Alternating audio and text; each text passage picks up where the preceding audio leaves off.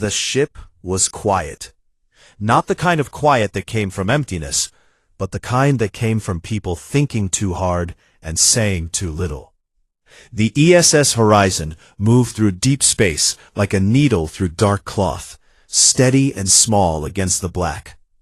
Somewhere ahead, still too far to see with bare eyes, the Galactic Council's capital station waited for them.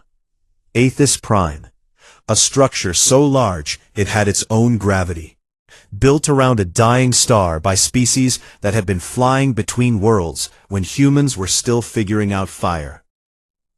Kang Taeho stood at the observation window of the ship's briefing room, his hands folded behind his back. He was not a tall man. He was not loud. He did not fill a room the way some leaders did. But when he was quiet, people around him became quiet too, as if his silence had weight. He was 46 years old, and 3 weeks ago he had been appointed Earth's lead diplomat to the Galactic Council. It was not a promotion anyone had celebrated. It was more like being handed a grenade and told to smile. Behind him, the briefing table glowed with files and reports and star maps. Yoon Hana sat at the far end, reading through the council's summons for what must have been the 20th time. Her face gave away nothing, but her jaw was tight. Hana was Taeho's chief advisor and the sharpest military strategist Earth had produced in a generation. She had fought in 2 colonial border disputes before she turned 30, and she trusted aliens about as much as she trusted a calm sea. "It is not an invitation," she said, breaking the silence. "No matter how they word it, Taeho, this is a summons. They're calling us in to answer for expanding into the Velen and Castor systems." "I know," Taeho said without turning from the window. "Those systems were dead. Empty rock. No atmosphere, no life, no claim markers. We terraformed them from nothing." "I know that too." "Then you also know that this hearing is not about territory. It is about control. They want to put a leash on us." Taeho finally turned. His face was calm, almost gentle. "Yes," he said. "They do." The door slid open, and Park Jinu walked in, carrying a tray of coffee. He was 27, fresh-faced, and this was his first assignment beyond Earth's own colonial network.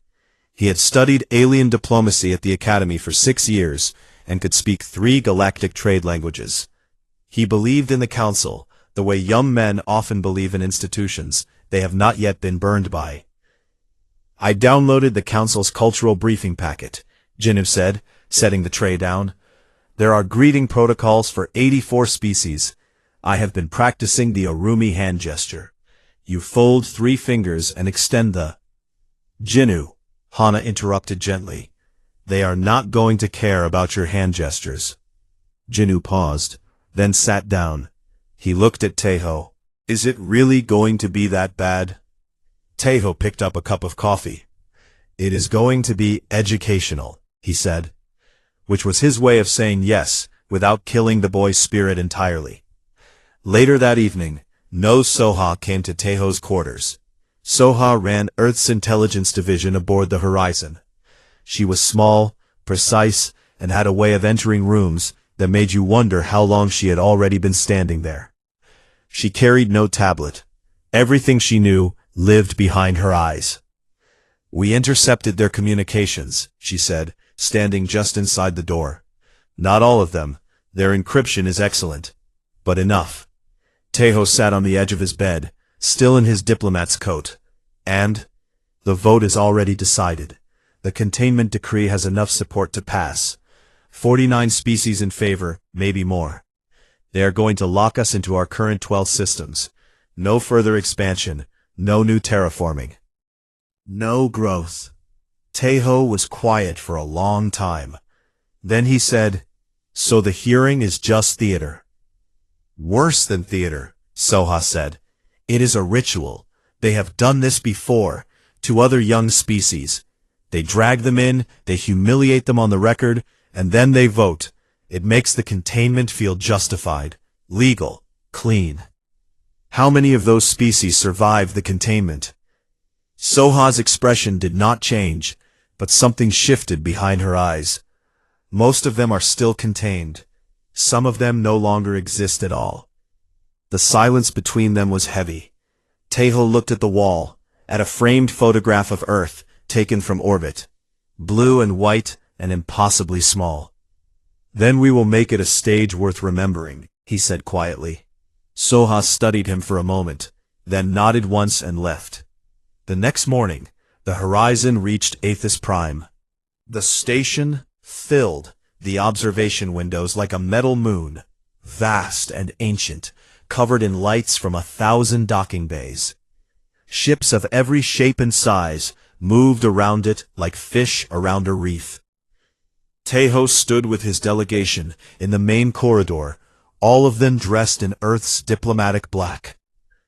The docking assignment came through. Hana read it, and her face went hard. Bay 97. Lower service level.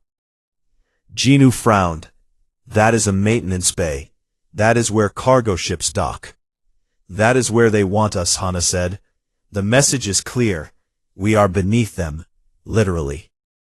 Captain Baekhyun's voice crackled through the intercom from the bridge. Hyun was a broad-shouldered man with a calm voice and steady hands, the kind of officer who never raised his voice because he never needed to. "Teho, I can request a reassignment. We are a registered diplomatic vessel. We have the right to a proper berth." Teho shook his head. "Take the bay they gave us." Hyun paused. "Understood." Hana looked at Teho. "You are letting them insult us before we even step off the ship."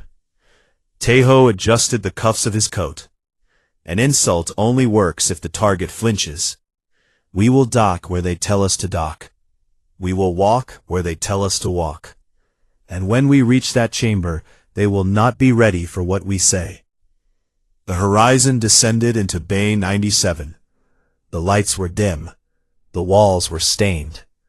A single maintenance worker watched them land with a look of confusion, as if he had never seen a diplomatic ship in this part of the station. The ramp lowered. Teho stepped out first. He looked around the shabby bay, took a slow breath, and walked forward without hesitation. Behind him, Hana, Jinu, and Soha followed. None of them looked down. None of them slowed. Somewhere above them, in the grand halls of the oldest civilization in the galaxy, the council was waiting. They had no idea what was coming. The grand assembly hall of Aethys Prime was built to make you feel small. That was not an accident. That was the design. The chamber was shaped like a sphere, with 84 tiered platforms rising in rings around a central pit at the very bottom. The elder species sat at the top, bathed in soft golden light.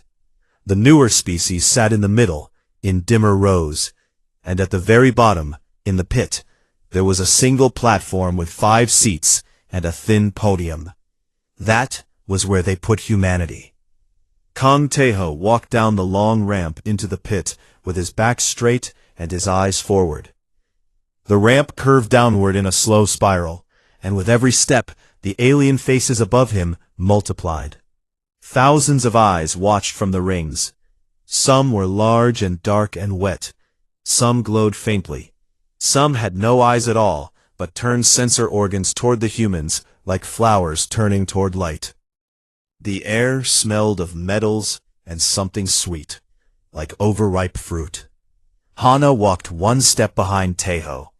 Her expression was stone.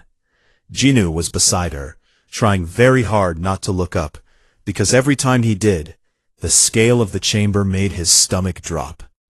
Soha had taken a seat in the observation gallery above, where she could watch the room and the communications flowing between delegations. They reached the pit. The 5 chairs were plain, simple metal, no cushions, no armrests. Every other delegation sat in seats shaped to their bodies, designed for comfort.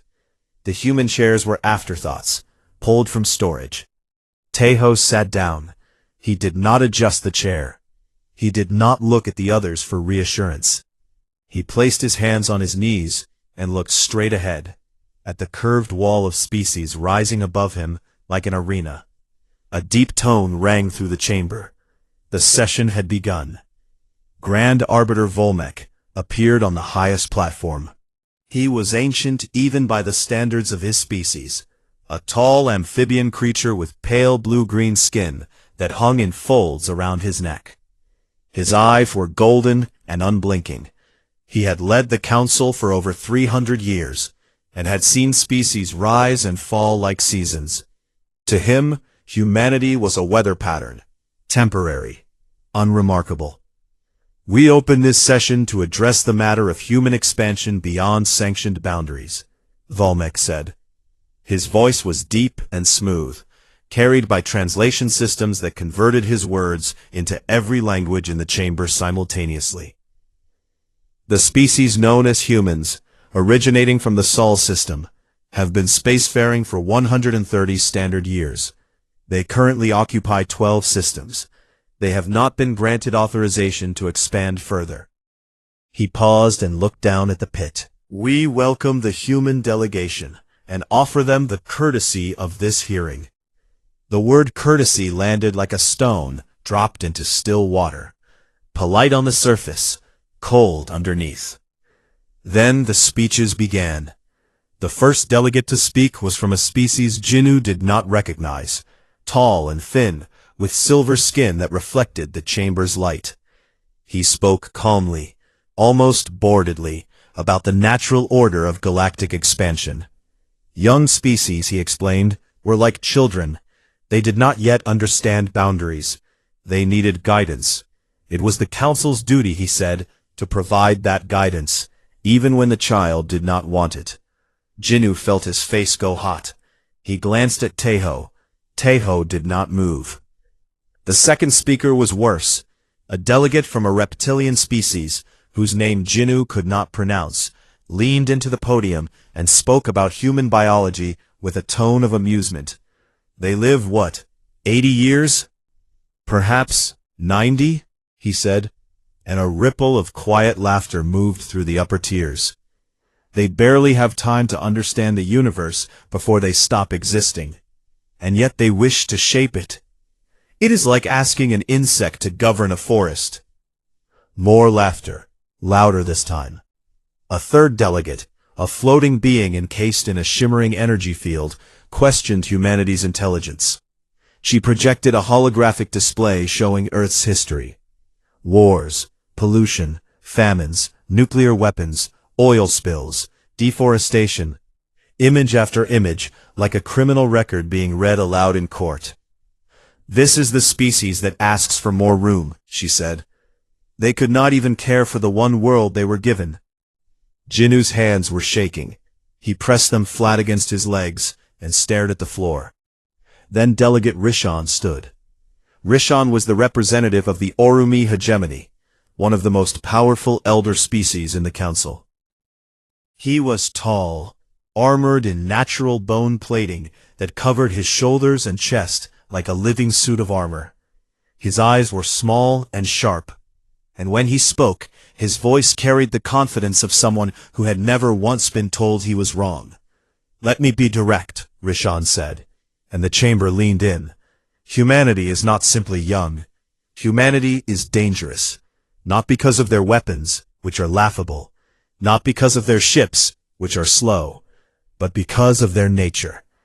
He stepped forward on his platform, looking down into the pit where Teho sat. They breed without restraint. They consume without thought. They expand without permission. They are, by every biological and behavioral metric, a parasitic species. And if we do not act now, if we do not contain them now, they will spread into every corner of this galaxy like a disease that does not know it is sick. Several delegates openly nodded. Rishon raised one hand. I formally propose the containment decree. Humanity shall be restricted to their current 12 systems. No further expansion. No further terraforming. No further colonization. This is not punishment. This is prevention. 23 species seconded the motion within the first minute. Jinnu could not breathe. He turned to Hana, and for the first time, he saw something in her eyes that scared him. It was not fear. It was rage, held perfectly still, like a blade pressed flat. Soha's voice came through Taeho's earpiece from the gallery above. They are recording everything. High-resolution broadcast to every member world. This is not a hearing, Taeho. This is a show trial. They want the entire galaxy to watch humanity kneel. Taeho gave no sign he had heard her. He sat in his chair, hands on his knees, eyes forward. Grand Arbiter Volmek let the murmurs settle. Then he looked down at the human delegation with something that was almost pity but not quite. It was closer to the look a man gives a small animal before closing a trap. As is customary, Volmek said, the accused species is granted a right of reply. You may address the council for 5 standard minutes. He gestured toward the thin podium at the center of the pit. We invite the human delegation to speak. The chamber settled into a comfortable silence, the kind of silence that expected nothing, the kind that had already decided what would happen next. 84 species looked down at the 5 humans in the pit, the way a crowd looks at a performer they have already decided to boo. Taeho stood. He buttoned his coat with one hand.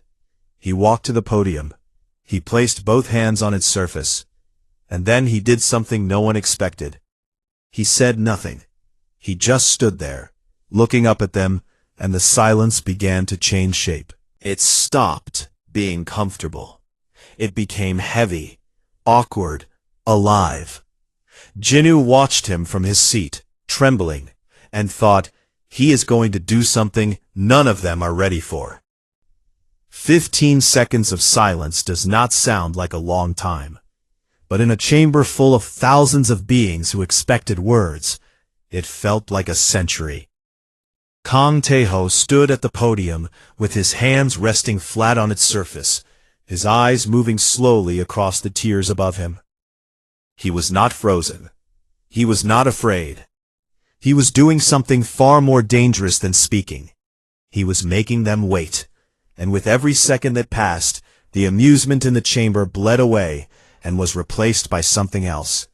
Discomfort, curiosity, the faintest edge of unease. Then he spoke. His voice was not loud. He did not shout.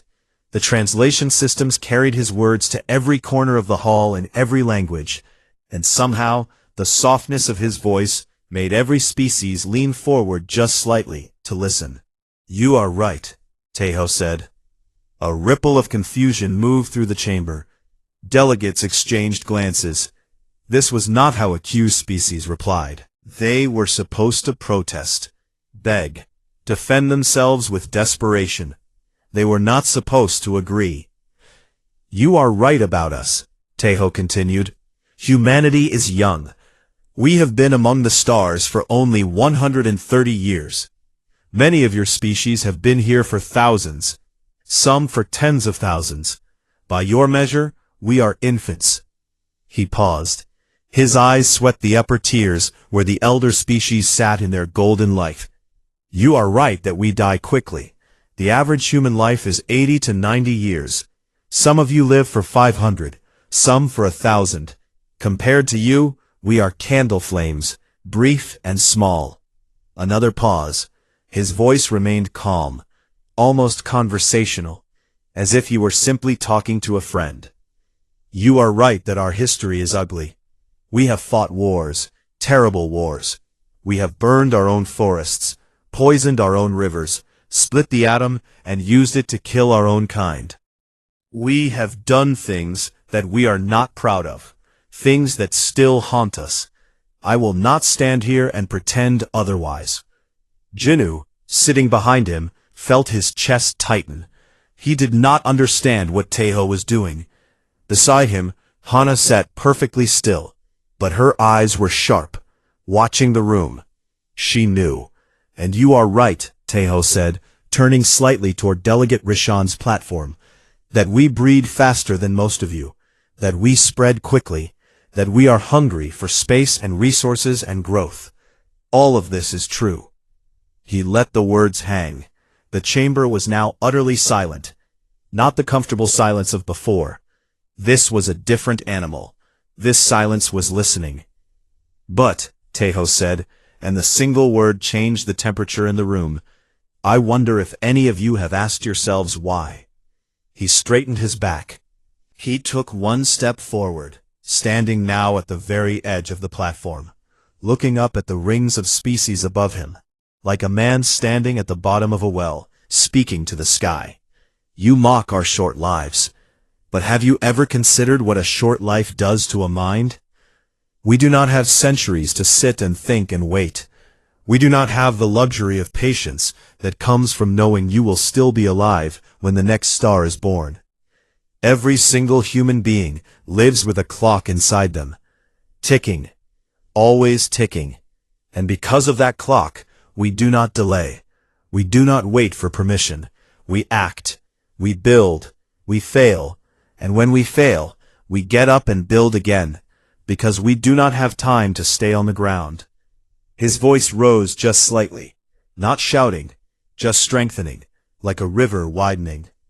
You say our technology is primitive, fusion drives, simple metals, basic terraforming. Yes, all true. But 130 years ago, we had not left our own atmosphere.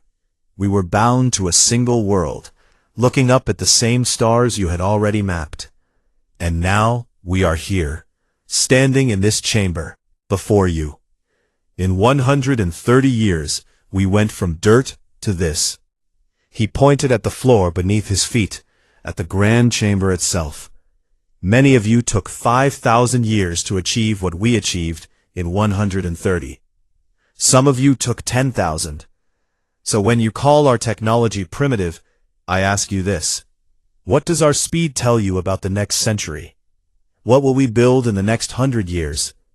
What about the 100 after that? The silence was absolute now. Not a single murmur. Not a single shuffling movement in the tiers. You showed images of our wars, our pollution, our destruction. You are right. Those things happened. But you left something out of your presentation. He turned to face the delegate who had shown Earth's history. You did not show the human who planted a forest with her bare hands after a wildfire. You did not show the doctors who worked without sleep to save lives during plagues. You did not show the engineers who built a machine to clean the oceans, or the scientists who gave up their careers to protect species that were not their own. You showed our worst, but our worst is not our whole. He turned back to the full chamber. You called us parasites. You said we consume without thought. But let me ask every species in this room a question.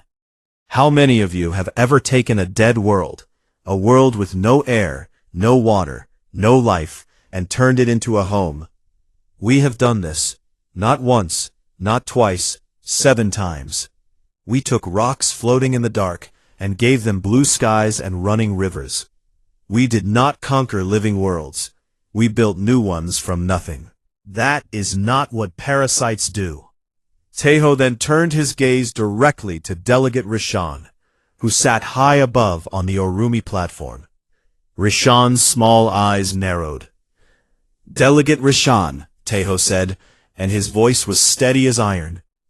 You called us dangerous. You said we must be contained for the safety of the galaxy. You spoke with great authority about our nature. He paused. So let me speak with equal authority about yours. The chamber stirred. This was not done. Species did not attack their accusers directly. The Oromi hegemony has committed 3 recognized genocides in the last 4,000 years. The Selkari, the Morwen, the Dalki, 3 entire species erased. Your hegemony is currently engaged in a resource extraction campaign in the Outer Veil that has displaced 11 million beings from their homeworlds. You have classified this as internal policy. The rest of the council has looked the other way. Rishan's bone plating shifted. His jaw tightened. You did not call this session because humanity is a threat to the galaxy, Delegate. You called it because humanity is a threat to you, to your position, to the comfortable order that has allowed you to do as you please for millennia without consequence. Taeho looked away from Rishon and addressed the full chamber one final time. His voice dropped lower, almost intimate, as if he were sharing a secret with every being in the room at once. You are not afraid of what humanity has done. You are afraid of what humanity will become, and you should be. Not because we will come for you with weapons, but because we will come for you with ideas, with speed, with a hunger to grow that no wall and no decree will ever satisfy. He took a single breath. Contain us if you wish. Build your walls, write your decrees, but know this. Every wall you build, we will outgrow. Not because we are violent, not because we are parasites, but because we are human. And we do not know how to stop reaching. He stepped back from the edge of the platform. He walked to his chair. He sat down. He placed his hands on his knees. He had used 4 minutes. He had not needed the 5th. The chamber did not move. No one spoke. The silence was not empty this time. It was full, heavy, buzzing with something that had no name yet. Something between shock and the first breath before a storm. High in the upper tiers, Observer Calith, the ancient delegate of the Lithari, who had not spoken in a council session in 40 years, leaned forward in their seat. Their pale, translucent face tilted downward toward the pit, toward the small human man sitting calmly in a metal chair. And for the first time in decades, something moved behind Calith's ancient eyes. Jinnu sat trembling in his chair. Not from fear. His eyes were wet. His hands were shaking. He looked at Taeho's profile, at the calm, unmoving face of the man who had just stood in the lowest point of the most powerful chamber in the galaxy, and refused, absolutely refused, to be small. Hana exhaled slowly through her nose. She did not smile, but her grip on the arm of her chair loosened, just barely.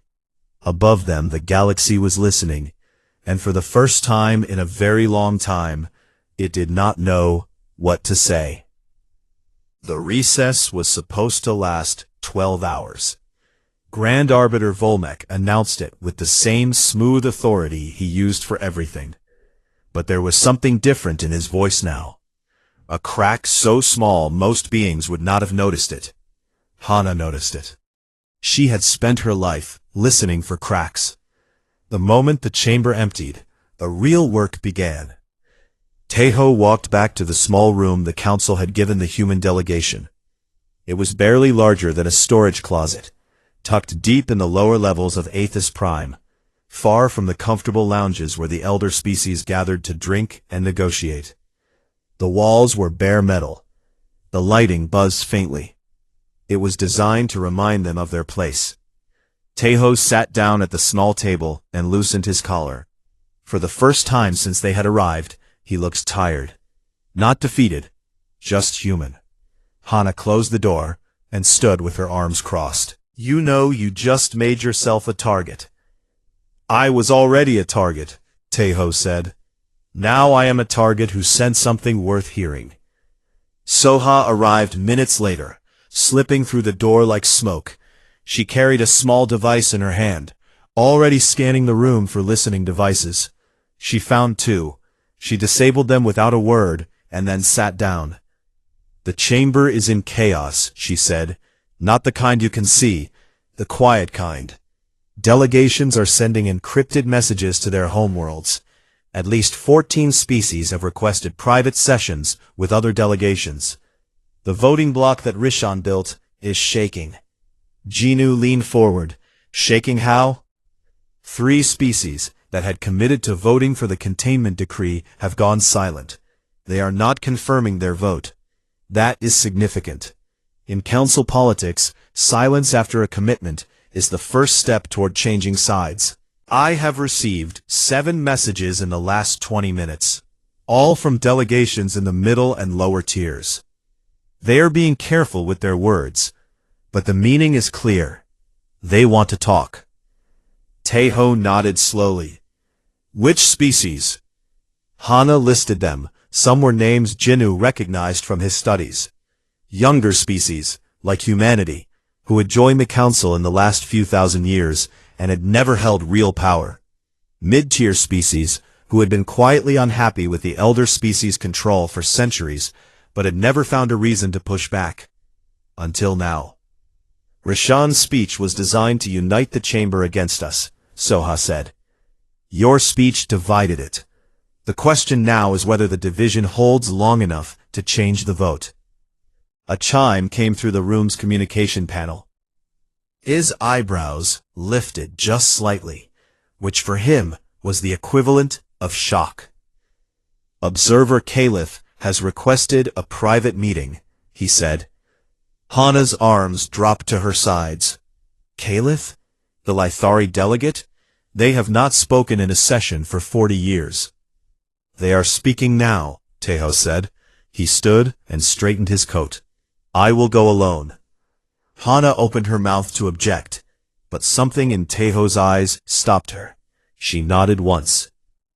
The meeting took place in a small chamber on the mid-levels of the station, far from any delegation's territory. Caliph was already there when Taeho arrived. The Lithari were an ancient species, among the oldest in the council. Caliph's body was tall and thin, with skin so pale it was almost translucent. Fine veins of light ran beneath the surface, pulsing slowly, like a second heartbeat. Their eyes were large, silver, and very old. For a long time, neither of them spoke. Then Caliph said, in a voice like wind through dry grass, I have watched 912 species stand in that pit. Taeho waited. Most of them begged. Some of them threatened. A few simply accepted their fate. None of them did what you did today. What did I do? Taeho asked. Caliph tilted their head. You told the truth, not your truth, the truth, and you did it without hatred. That is rare in any species. Taeho said nothing. He could feel the weight of this moment, the sense that he was standing at the edge of something much larger than himself. My people were in your position once, Caliph said. 8,000 years ago. We were young then, eager, growing fast. The council summoned us to the same pit, read the same charges, made the same speeches. And we did what most species do. We bowed. We accepted the containment decree. We believed that if we were patient, if we were obedient, they would eventually let us grow. Caliph paused. The lights beneath their skin dimmed. It took us 8,000 years to undo that mistake. 8,000 years of stagnation, of watching lesser species overtake us, of waiting for permission that was never meant to come. We lost something in those years that we have never fully recovered. I do not want to watch it happen again. They looked directly at Taeho. The Lithari will vote against the containment decree. Taeho felt the words settle into him like stones dropping into deep water. He bowed his head, a deep, slow bow. Thank you. Do not thank me, Caliph said. Survive. That will be enough. While Taeho was meeting with Caliph, the opposition was not idle. Delegate Rishan had returned to the Arumi hegemony's private chambers on the upper levels of the station, surrounded by his aides and allies. He was furious in the cold, controlled way that truly dangerous beings are furious. He did not shout. He planned. The human speech was clever, Rishan said, pacing slowly across the polished floor. But clever is not enough. Accelerate the timeline. I want the vote moved forward. 8 hours instead of 12. Do not give them time to build alliances. His chief aide hesitated. Grand Arbiter Volmek may not agree to change the schedule. Volmek will agree because Volmek wants this finished. He did not expect a human to fight back. He wants this resolved before it becomes a larger embarrassment. Rishan then gave a second order. Begin spreading intelligence reports through back channels. Claims that humanity had secret weapons programs, hidden military fleets, undisclosed research into technologies that violated council treaties. All of it was designed to remind wavering delegates why they should be afraid. But Soha was listening. Not directly. She did not have access to Arumi communications, but she had spent years building a network of small, quiet contacts across the station. Maintenance workers who overheard things, minor diplomatic staff who traded information for favors. Within 2 hours, she had a clear picture of Rishan's moves. She relayed everything to Hana. Hana, in turn, began a campaign of her own. She contacted every sympathetic delegation and provided counter-evidence, hard data, verified records, proof that humanity's military was defensive, not offensive, proof that their terraforming technology was shared freely with 3 other species who had asked for help, proof that the Arumi's own intelligence reports had been fabricated in the past to justify their campaigns. Meanwhile, aboard the Horizon, Captain Baekhyun sat in the command chair on the bridge, watching his sensors. Something had changed in the last hour. An Arumi warship, previously docked on the far side of the station, had quietly repositioned itself closer to the human docking bay. It was not an aggressive move, not yet, but it was a message. Hyun was not a man who panicked. He tapped a command into his console. The Horizon's shields hummed to life. Weapon systems moved from cold storage to standby. He did not aim them at anything. He did not send any signal. He simply let the station sensors detect that the human ship was now awake and alert. A message without words. A human specialty. Back in the tiny delegation room, Taeho sat alone at the table. It was late in the station's artificial night cycle. Hana and Soha had gone to manage their operations.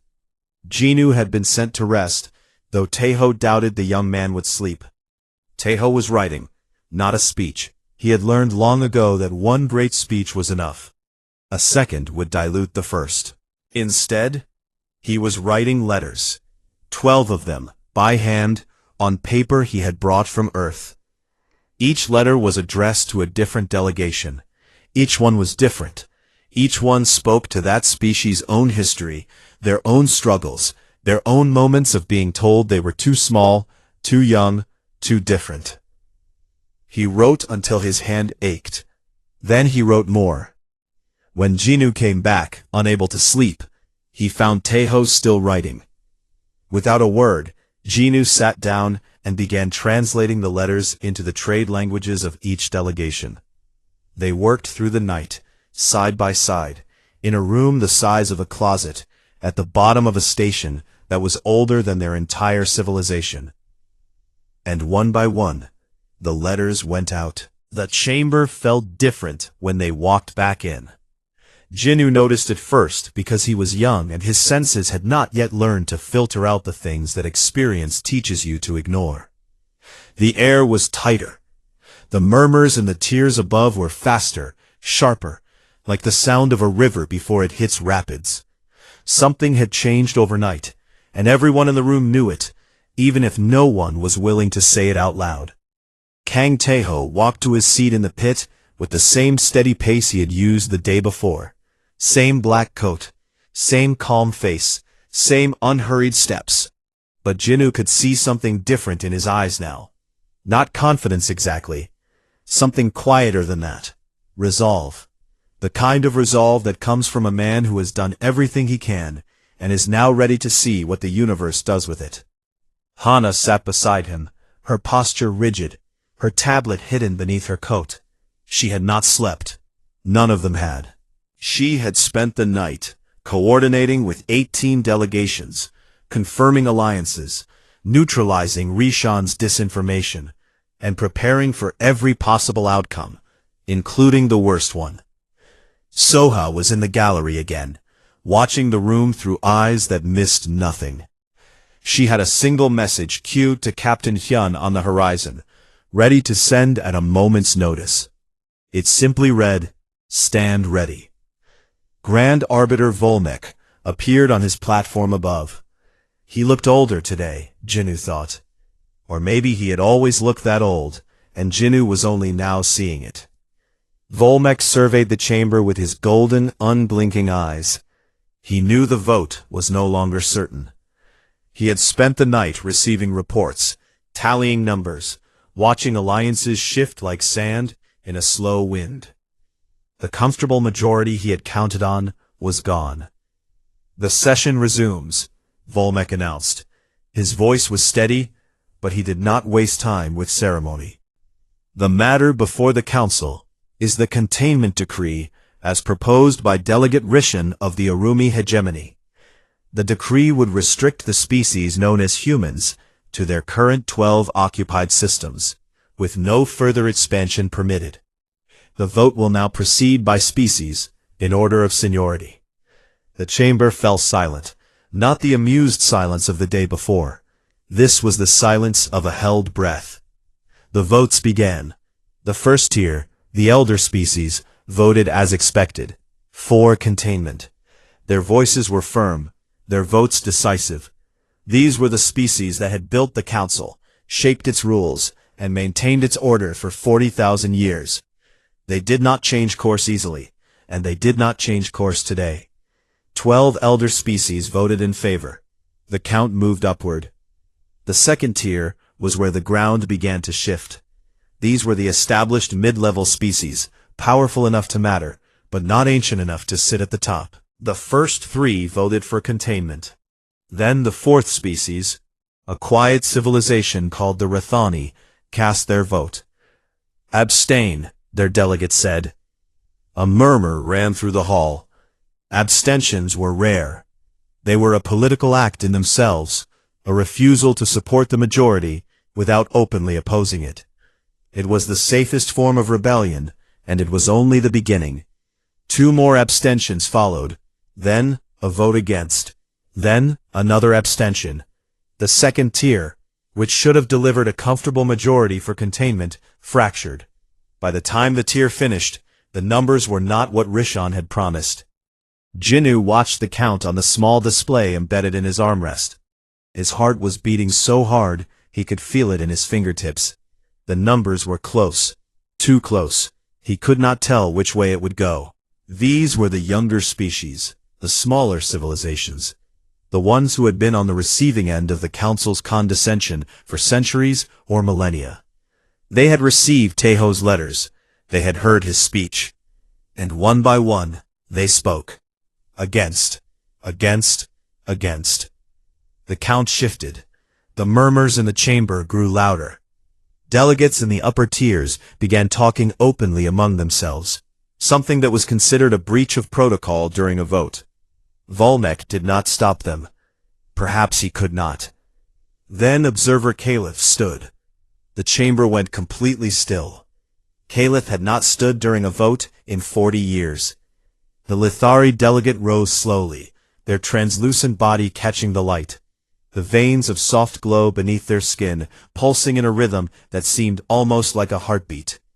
Every eye in the chamber turned to them.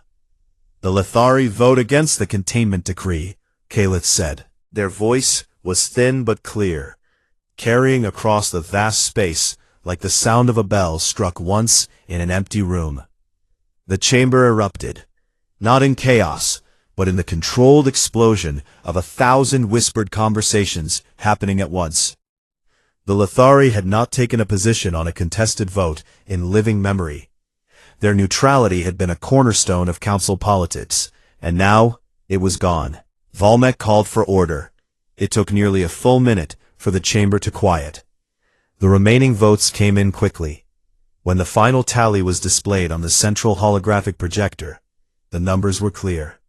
The containment decree had failed, not by a landslide. The margin was narrow, 11 votes. But it had failed. Delegate Rishan did not wait for Volmek to formally announce the result. He stood on his platform, his bone plating shifting with barely controlled fury, and his voice cut through the chamber like a blade. "This council has shown its weakness," Rishan said. "The Arumi hegemony does not recognize this result. We will address the human problem through our own means, as is our sovereign right. It was not a statement. It was a threat, and every being in the chamber understood exactly what it meant. Rishan turned and walked off his platform. His delegation followed. The Arumi seats emptied, and the silence they left behind was sharp and cold. Volmek watched them go. For a moment, something flickered across his ancient face. It might have been regret, it might have been fear. Then he smoothed it away and turned to look down at the pit. The vote stands, Volmek said. The containment decree is defeated. Humanity retains the right to continue expansion under standard galactic protocols. He paused, and when he spoke again, his voice carried a weight that had not been there before. It appears the young species has more friends than we anticipated. Tejo stood. He did not smile. He did not pump his fist, or shout, or celebrate. He stepped to the edge of the platform and looked up at the chamber, at the thousands of faces looking back at him, some with respect, some with curiosity, some with open hostility, and some for the first time with something like hope. He bowed, a deep Korean bow, bending at the waist, holding it for a long, still moment. It was not a bow of submission. It was a bow of gratitude, the kind given between equals. We did not come here to make enemies, Tejo said, his voice quiet, but carried by the translation systems to every corner of the hall. We came here to be seen. Thank you for seeing us. He straightened, turned, and walked back to his delegation. Hana stood. Jinnu stood. They walked out of the pit together, up the long, spiraling ramp, past the tiers of watching species, and out of the grand assembly hall. Nobody spoke until they reached the corridor outside. Then Hana allowed herself one small breath that might have been a laugh. You know Rishan will not let this go. Tejo nodded. His face was calm, but his hands were shaking slightly, hidden at his sides. The first sign that the pressure of the last 2 days had been real, even for him. I know, he said. That is tomorrow's problem. They walked through the lower levels of Aethys Prime, past the maintenance corridors and the dim service hallways, back to Bay 97, where the horizon waited. Captain Hyun met them at the ramp. He did not ask how it went. He could see it on their faces. Engines are warm, he said simply. Whenever you are ready. The ship undocked 20 minutes later. Aethys Prime shrank behind them, its massive structure growing smaller in the observation windows, until it was just another point of light among millions. Jinnu stood at the window, watching it disappear. He was tired, in a way he had never been tired before. Not in his body, but somewhere deeper, in the part of himself that had walked into that station believing one thing, and was leaving believing another. He activated his personal log. His voice, when he spoke, was steady, not the nervous, eager voice of the young man who had boarded this ship a week ago. Something had changed. Today I learned that the galaxy is very old, he said, and very large, and very set in its ways. I learned that there are species out there who have existed for longer than our civilization has had language, and they looked at us and saw nothing worth respecting. And I learned that none of that matters. Because we are not here to fit in. We are not here to wait for permission. We are not here to be small. He paused and looked at the stars. We are here to grow. Far behind them, in the cold upper levels of Aethys Prime, Delegate Rishan sat alone in the Arumi command chamber. The lights were low. His aides had been dismissed.